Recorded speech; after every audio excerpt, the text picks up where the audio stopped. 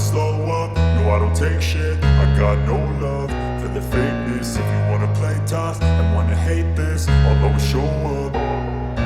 I don't ever slow up, no I don't take shit. I got no love for the fakeness. If you wanna play tough and wanna hate this, I'll always show up and make a statement. I don't ever slow up, no I don't take shit. I got no love for the fakeness. If you wanna play tough and wanna hate this, I'll always show up and make a statement. Everything I do so instinctive and so passionate. Every word I move so descriptive like an adjective. I got a vendetta against people who patented being negative when you should be getting after it.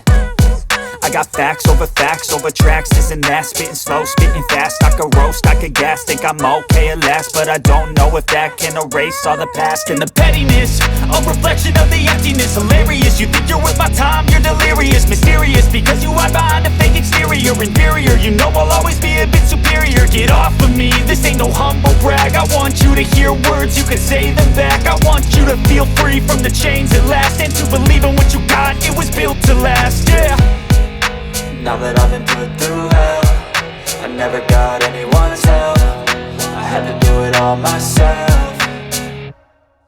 I don't ever slow up, no I don't take shit. I got no love for the fakeness. If you wanna play tough and wanna hate this, I'll always show up and make a statement. I don't ever slow up, no I don't take shit. I got no love for the fakeness. If you wanna play tough and wanna hate this, I'll always show up and make a statement. Gonna learn the consequence of being incompetent. Mental health is confidence, dreams and some modestness. I'm not here to save the day, that's for you to take away. I could play a million mind games, but instead I say something not illogical, something that is topical. Rub it on and watch it go, make yourself unstoppable. Dreams are irresponsible, but they're always possible. If you just believe, you could be so remarkable. Thoughts in my head, a collage and they spread. I'll be great one day, going off of my meds. No, I'm not giving up, no, I'm not giving in. I will make it to the top, taking off in the wind. I gotta make it, I'm saving every day to taste it. I'm patient, but my mind, it can hardly take it. I'm chasing a dream that I've had for several ages. A vacant, modern kingdom for the taking. Now that I've been put through hell, I never got anyone's help. I had to do it all myself. I don't ever slow up, no I don't take shit. I got no love for the fakeness. If you wanna play tough and wanna hate this, I'll always show up and make a statement. I don't ever slow up, no I don't take shit. I got no love for the fakeness. If you wanna play tough and wanna hate this, I'll always show up and make a statement. I don't ever slow up, no I don't take shit. I got no love for the fakeness. If you wanna play tough and wanna hate this, I'll always show up.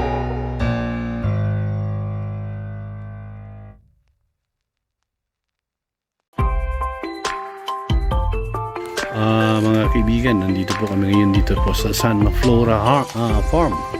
Ito po ay nasa Barangay Punta Halahala, Rizal,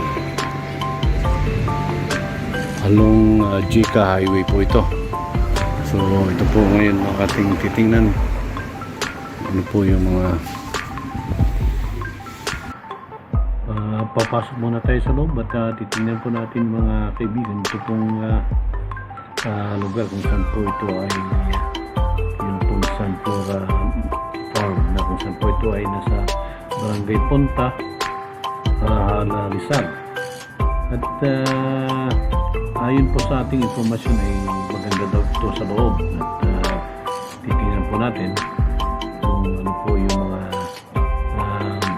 itinanim nilang mga bulaklak dito sa loob. Ito po ay yan po, meron po tayong nakikita na iba't ibang bulaklak na itanim nila rito at nakalimutan ko lamang po kung ano pong pangalan nito, pero yun pong nasa unahan po natin na nakikita natin kanina ay yun siguro yun po yung pinaka sunflower. Yan po, ito po yung sunflower na kung saan po ay nakikita po ninyo at may mga bulaklak na po at yan, titingnan po ninyo, marami pong mga bulaklak ngayon ang itong sunflower na ito at marami din po tayong nakikita mga tao rito na bumibisita at tinitingnan yung bulaklak ng sunflower at ang farm na ito. At yan po ay meron po tayong nakikita ng mga tao riyan at siyempre yung pamilya natin ay nandito po at yan po at kumukuha po ng mga pictures. So kung mga pictures purposes po lamang ay napakaganda po rito sa lugar na ito. At yan po at tayong nakikita ang mga tao rito na bumibisita din po para titingnan ng kagandahan itong Sunflora farm na kung saan po ito ay nasa Halahala, Rizal. At meron po din silang ibang mga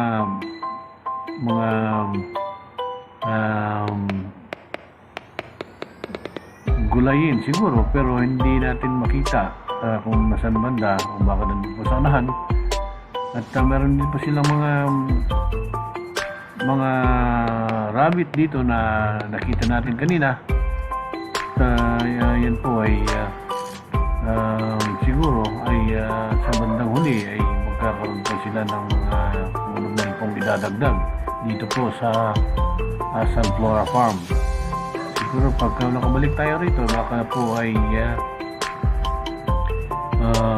may mga animal na po sila na or mahirap po kasing hindi kasi po tayo Tagalog eh. So yan po mga kaibigan at gaya lang nasabi ko, kung gusto niyo bumisita rito ay pumunta lamang po kayo dito sa Sunflora Farm at ito po ay around 1 hour from town of Baras going to Sunflora Farm. Ito po ay kung galing kayo ng Baras, ito po ay nasa left side. Nasa left side po ito. At gaya ng nasabi ko, napakaganda po itong lugar na ito as of now. So kung kayo po interesado ay punta po kayo rito at para po makita po ninyo kung ano po itong Sunflora Farm.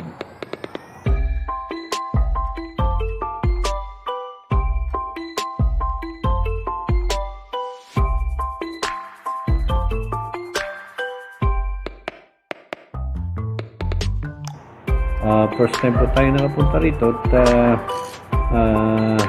nakita po natin at binisita gaya ng ating naririnig ay maganda daw po rito at ma-experience mo kung paano po bumulaklak itong mga o nagbubulaklak itong mga sunflower dito po sa lugar na ito. So nakita nga po natin at talaga po namang yung mga sunflower dito po sa left side natin ay talagang mayroon na pong mga bulaklak. At doon naman po sa unahan ay mayroon pong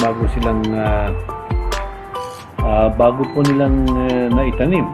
At titingnan po natin mga kaibigan. Palablab. Palablab. Palablab. Si Palablab ay nandito sa Sunflora Farm.